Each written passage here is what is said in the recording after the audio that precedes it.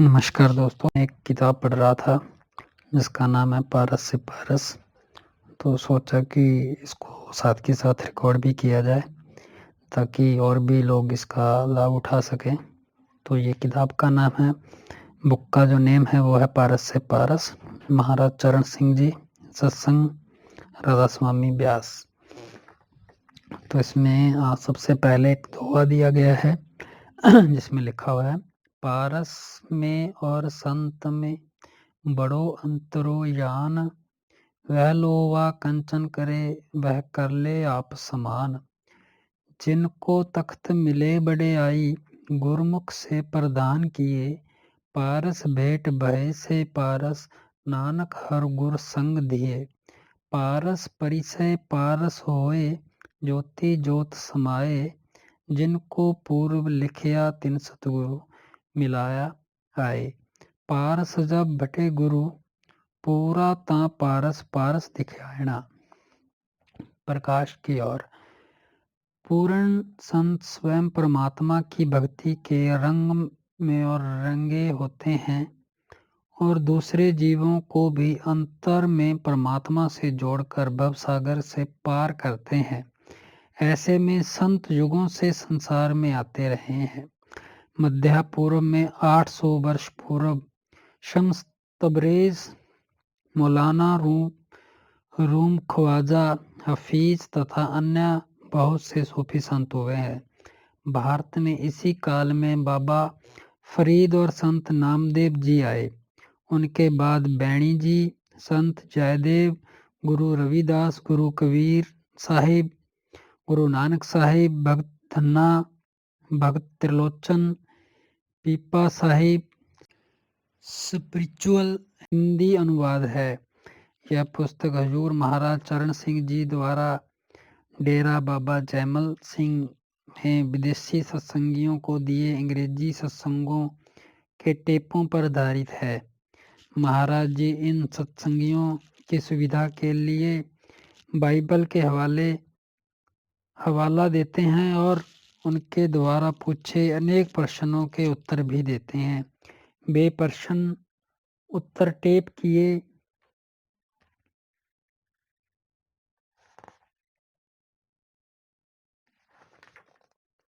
जाते रहे हैं।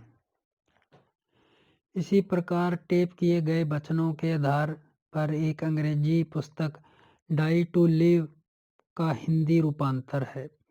जीवित मरिए भवजल तरिए के नाम से प्रकाशित हो चुका है। प्रस्तुत पुस्तक की सामग्री 1968 से 1971 तक के टेपों से प्राप्त की गई है। पारस से पारस पूर्ण संतों के उपदेश के सर्वसम्मान पहलुओं पर प्रकाश डालती है। इसके प्रश्नोत्तर रूप ने इसकी सफलता और उपयोगिता में और भी वृद्धि कर दी है।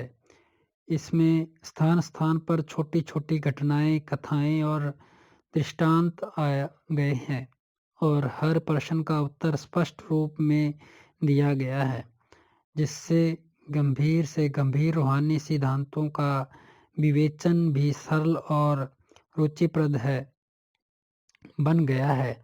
यह पुस्तक ऐतिहासिक और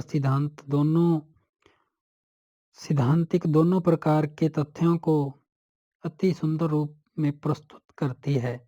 आशा है कि जिज्ञासु इस पुस्तक से लाभ उठाएंगे और आध्यात्मिक मार्ग में अग्रसर होने में प्रेरणा प्राप्त करेंगे। डेरे का आरंभ।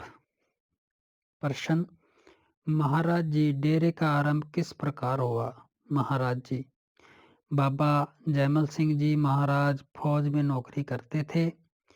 उन दिनों जब भी वे अपने गांव से स्वामी जी महाराज के दर्शन के लिए आगरा या छुट्टी खत्म होने पर अपने रेजिमेंट जाते तो उन्हें गाड़ी पकड़ने के लिए ब्यास स्टेशन पर आना पड़ता था।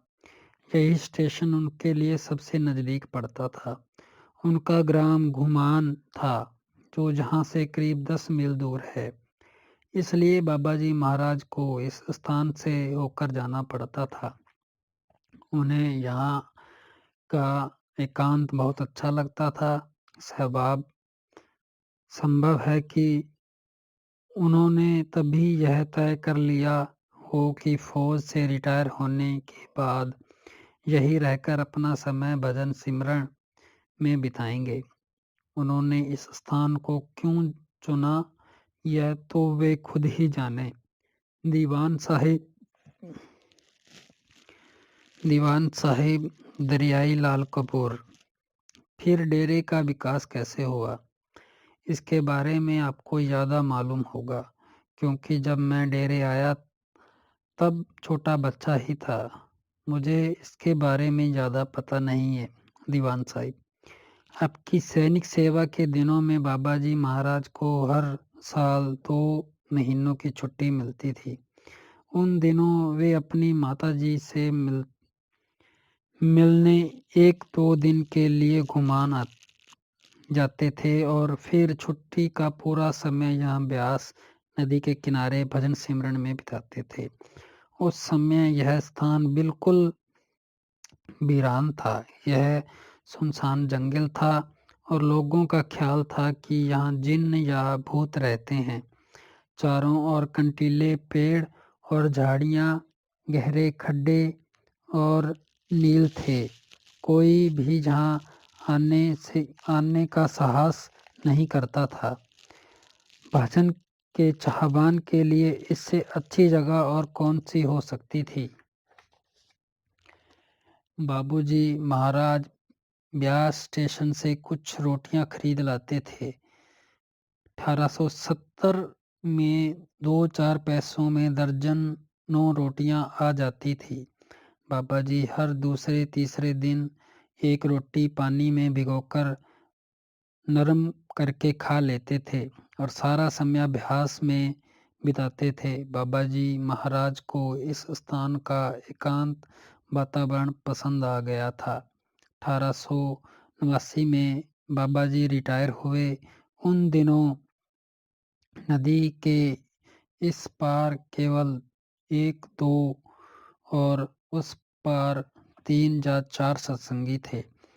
पहले आप नदी के परले किनारे की ओर ये देखने गए कि अपना डेरा या निवास स्थान कहाँ बनाया जाए। आपने दोनों किनारे दूर दूर तक देखे और इस नतीजे पर पहुँचे कि ऊंचाई वाले स्थान को चुनना ठीक होगा। आपने कहा कि किसी समय पहले किनारे को नदी बहा कर ले जाएगी। जिन स्थानों पर आप उस समय गए वे सब तथा साथ ही 2-3 गांव भी नीचे से नदी की तेज धारा की चोट के कारण धीरे धीरे ढह गए। फिर आप इस स्थान पर आ गए क्योंकि यह स्थान आपको बेहतर लगा।